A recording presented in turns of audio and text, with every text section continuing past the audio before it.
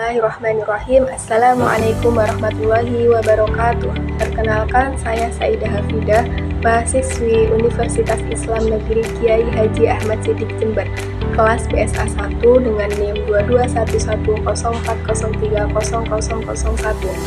Pada kesempatan kali ini, saya akan membahas mengenai fikih lugha yang terdiri dari pengertian, perbedaan fikih lugha dan ilmu lugha, objek kajian fikih lugha, manfaat fikih lugha, hubungan fikih lugha dengan ilmu-ilmu lainnya. Pengertian fikih lugha. Istilah fikih lugha terdiri dari dua suku kata, yaitu fikih dan lugha. Fikih secara etimologi berarti memahami atau mengetahui sesuatu, dan lugha secara etimologi berarti bahasa. Fikih lugha secara etimologis adalah memahami bahasa serta hakikatnya. Fikih lugha secara terminologis menurut Ibrahim Al-Hamid adalah ilmu yang mengkaji problematika bahasa dari aspek bunyi, kosakata, struktur, karakteristik fonologis, morfologis, sintaksis, dan semantik. Ilmu ini juga mengkaji tentang dialek serta problem-problem yang muncul sekitar bahasa, atau lebih singkatnya, ilmu yang mengkaji bahasa, objek-objek, serta problematikanya.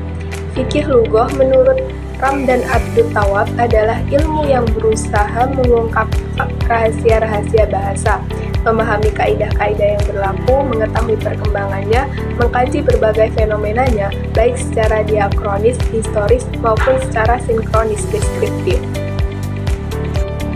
Perbedaan fikih lugha dan ilmu lugha. Perbedaan fikih lugha dan ilmu lugha menurut Emil Badi Yaqub. Yang pertama, fikih lugha dan ilmu lugha berbeda dari segi metode kajiannya, sebab fikih lugha adalah ilmu yang mengkaji bahasa sebagai media untuk kajian budaya dan sastra, sedangkan ilmu lugha adalah ilmu yang mengkaji bahasa itu sendiri. Kemudian, fikih lugha dan ilmu lugha berbeda dari segi cakupannya. Sebagaimana batasannya pada poin 1, cakupan fikih lugha lebih luas daripada ilmu lugha. Fikih lugha mencakup kajian budaya dan sastra, sedangkan ilmu lugha hanya mengkaji aspek-aspek bahasa itu sendiri, yaitu bunyi, bentuk, struktur, dan makna. Kemudian, fikih lugha dan ilmu lugha berbeda dari segi sejarahnya. Fikih lugha lebih dahulu muncul daripada ilmu lugha. Ilmu lugha lahir untuk menjelaskan fokus kebahasaan pada fikih lugha, yang mana bahasa bagian dari budaya. Kemudian, fikih lugha dan ilmu lugha berbeda dari segi keilmiahannya. Sejak kemunculannya, ilmu lugha datang sebagai ilmu, sementara tidak ada seorang pun yang mengatakan bahwa fikih lugha adalah suatu ilmu. Kemudian, fikih lugha dan ilmu lugha berbeda dari hasil karya yang dihasilkan para sarjana bahasa. Karya-karya dalam fikih lugha kebanyakan bersifat historis komparatif, sedangkan karya-karya dalam ilmu lugha lebih bersifat deskriptif. Objek kajian fikih lugha. Menurut sarjana bahasa Arab klasik seperti Ibnu Faris, objek kajian fikih lugha adalah mengetahui kosakata bahasa Arab termasuk makna dilalah bahasa, klasifikasi dalam tema-tema bahasa, serta hal-hal yang terkait dengan bahasa. Menurut Fahmi Hijazi, tema yang dibahas dalam fikih lugha seperti masalah asal-usul bahasa, apakah bahasa itu terbentuk secara sosial istilahi atau diberikan langsung oleh Allah Subhanahu wa Ta'ala sebagaimana wahyu. Menurut sarjana bahasa modern seperti Ramdan Abdul Tawab, objek fikih lugha adalah masalah-masalah yang berkaitan dengan bahasa, yaitu perkembangan bahasa manusia, gesekan antara satu bahasa dengan bahasa lain, perkembangan bahasa fusha, serta dialek-dialeknya, kajian bunyi bahasa, struktur serta semantiknya, baik secara historis komparatif maupun deskriptif. Juga mengkaji sintaksis serta stilistika, baik prosa maupun puisi. Menurut Ramdan Abdul Tawab Ibrahim Al-Hamid, objek fikih lugha adalah bahasa Arab dengan semua aspek serta problematikanya. Manfaat fikih lugha yaitu memahami ciptaan Allah yang luar biasa, seperti dalam kajian fonologi ilmu al-aswad. Kita mengkaji alat-alat ucap manusia yang merupakan salah satu ciptaan Allah yang mengagumkan.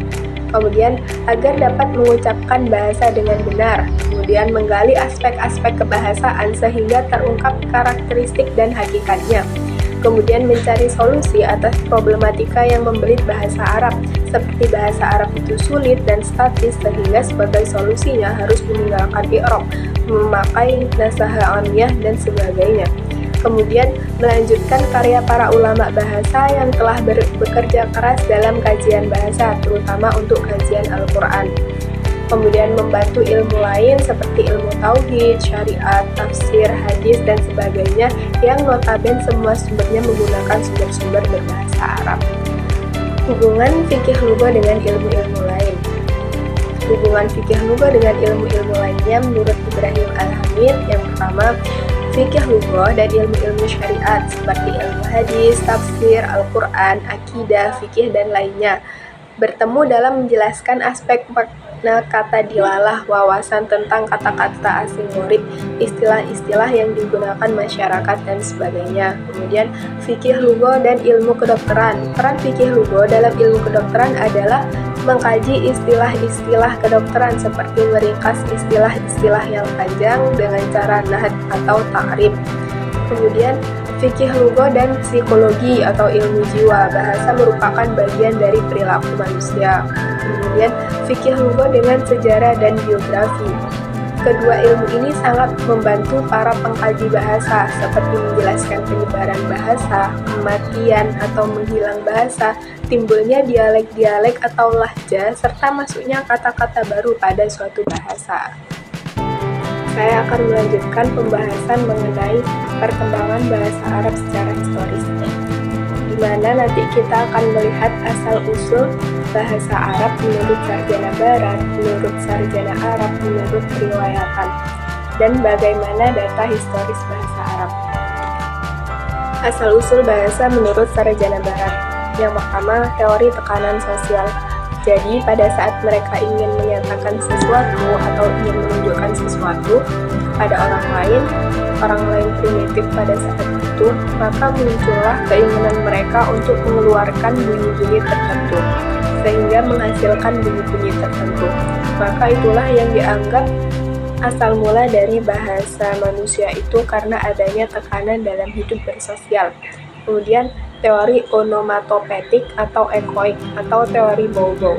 Jadi, objek-objek di sini maksudnya binatang atau peristiwa-peristiwa alam diberi nama sesuai dengan bunyi-bunyi yang dihasilkan oleh objek itu. Manusia akan berusaha meniru bunyi-bunyi binatang atau peristiwa alam. Jadi, peniruan bahwa suara ayam, suara kucing, petir, desiran ombak, angin, maka menirukan suara-suara binatang dan alam tersebutlah yang dianggap bahwasanya itulah bahasa manusia pertama kali muncul. Kemudian teori interjeksi.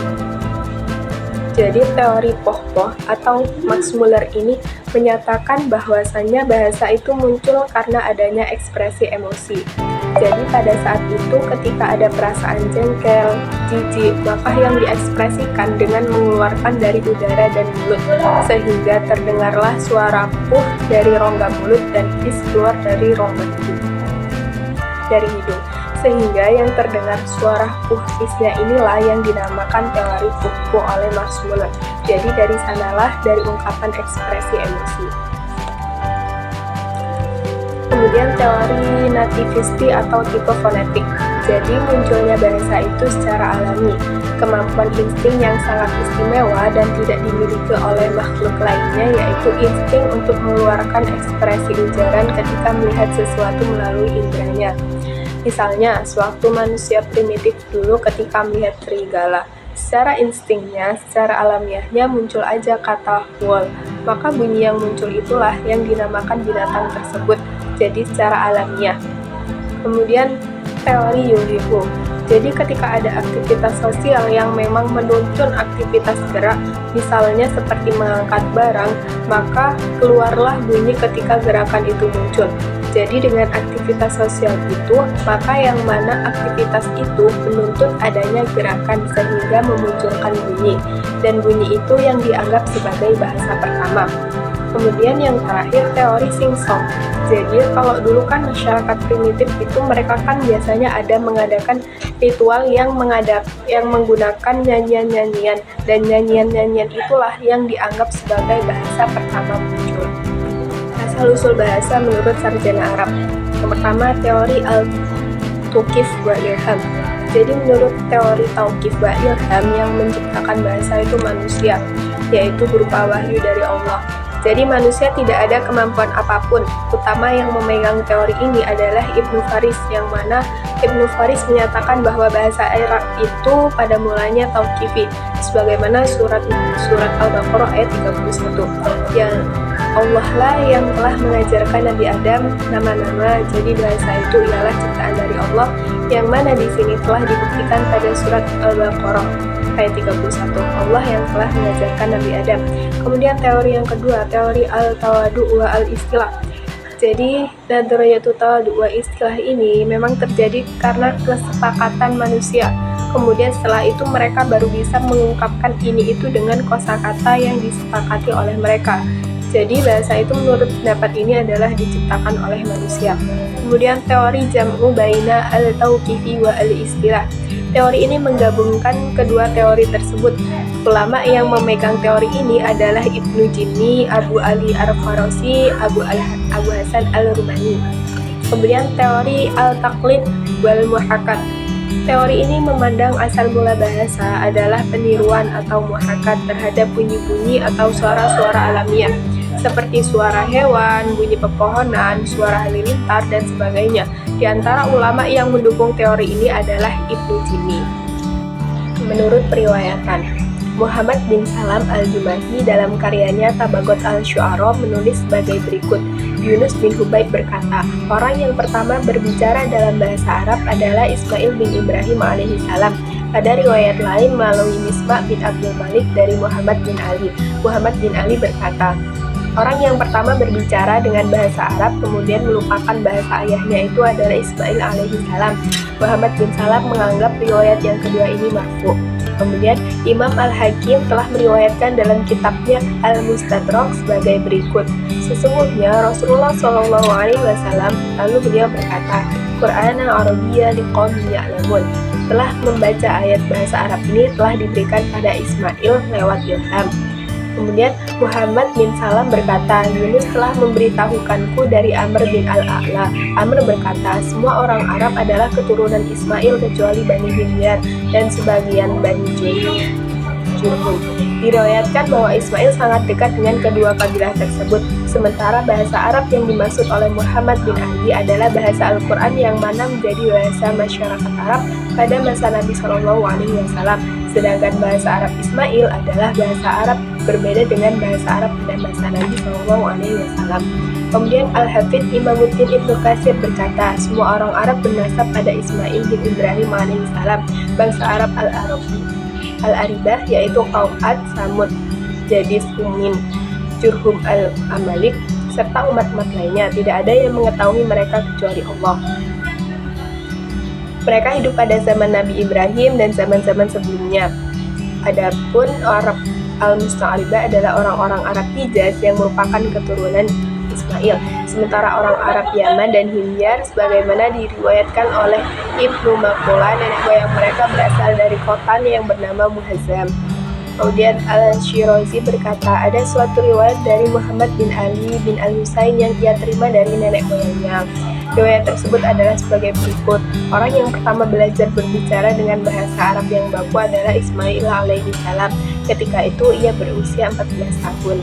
Data historis bahasa Arab. Data-data historis yang ditemukan menunjukkan bahwa bahasa Arab telah cukup lama dipakai oleh bangsa Arab. Data tersebut berupa prasasti. Prasasti yang ditemukan tersebut kemudian dikaji oleh para orientalis, yang hasilnya ditemukan 3 jenis prasasti. Prasasti Samud, Lihyan, dan Sofa. Ketiga prasasti ini dianggap paling tua karena menggunakan bahasa Arab paling kuno. Prasasti tersebut diperkirakan dibuat antara abad ke-5-10 Masehi sampai abad ke-4 Masehi. Baik, sekian dari saya. Kurang lebihnya saya mohon maaf. Wassalamualaikum warahmatullahi wabarakatuh.